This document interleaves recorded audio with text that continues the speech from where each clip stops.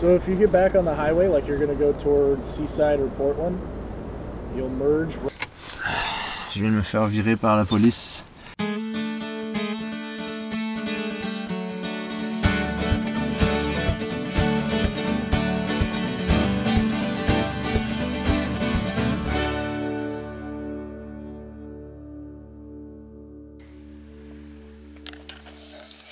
Alors je viens de me réveiller, on est à Cannon Beach, il est 6 h du matin et on va changer de spot parce qu'ils annoncent aujourd'hui et demain des vents à 100 km/h et plus.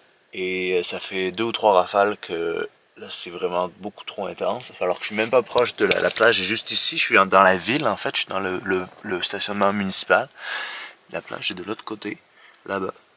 Je suis encore en pyjama et on va prendre la route pour quelques secondes, dans quelques minutes, et on va essayer de se trouver un stationnement.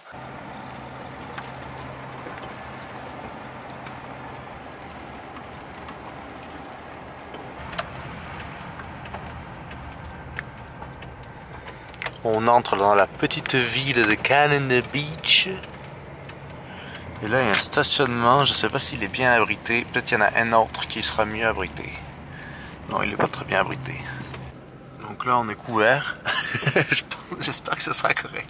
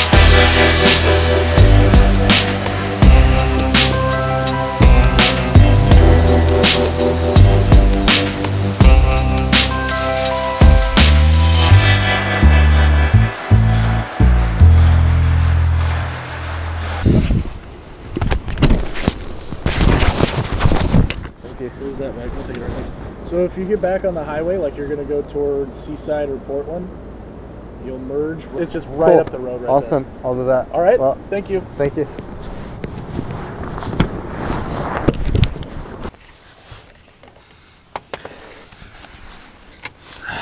Je viens de me faire virer par la police. Il est 11 h du soir et dans la pluie, j'ai un knock-knock à la porte.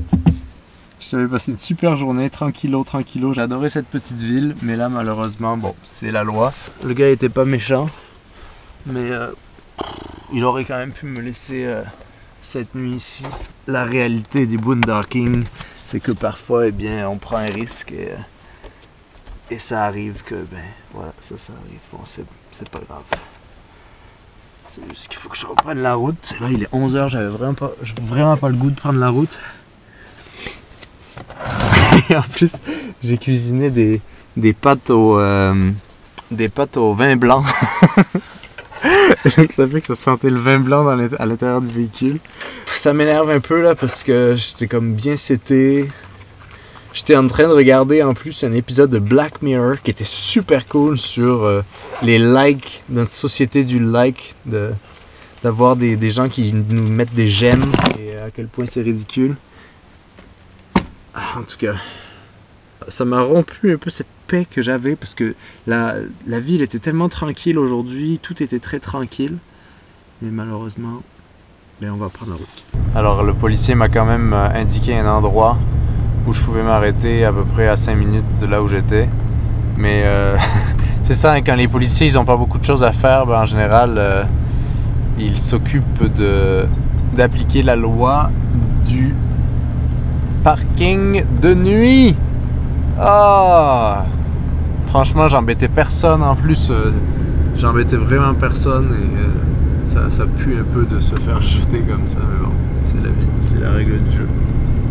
Ce que je trouve, ce que je comprends, mais à la fois je trouve un peu, il devrait y avoir des exceptions parce que honnêtement, je comprends pas en fait l'idée de, il y a un stationnement, je peux m'y mettre. Moi je m'étale pas quand je fais du boondocking. Le boondocking c'est vraiment ne pas s'étaler. Et j'ai juste besoin d'être à l'intérieur de mon véhicule. Pourquoi je peux pas stationner là? Ça c'est quelque chose que je comprends pas vraiment et qui parfois me met un peu en rogne.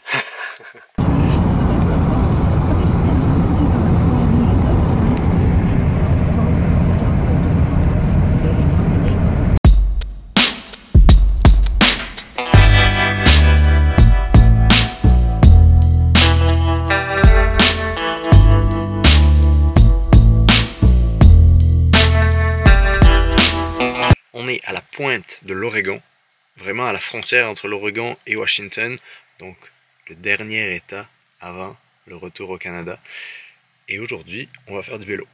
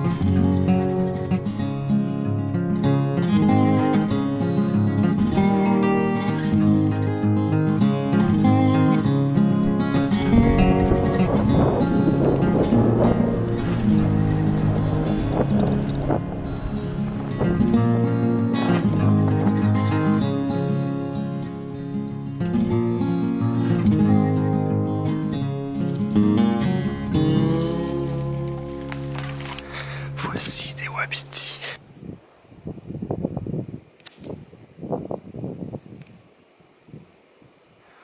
Il y a un gros mâle. Et il est avec son harem. Magnifique. C'est vraiment magnifique.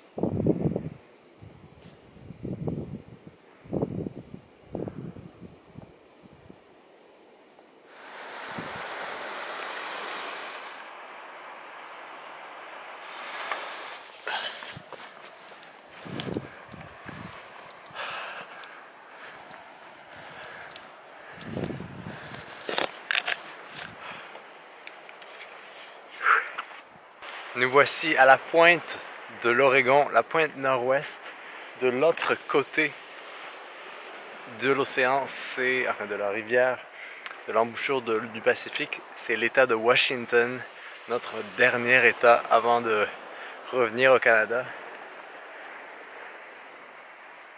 C'est vraiment, on vient de voir les wapitis qui sont très très gros ceux-là. Ça fait du bien de reprendre le vélo, là. Ça faisait longtemps que je n'avais pas utilisé. On flotte quand on est en vélo, avec la nature, c'est un sentiment très, très cool. Donc voilà, on est arrivé. J'ai rien d'autre à dire.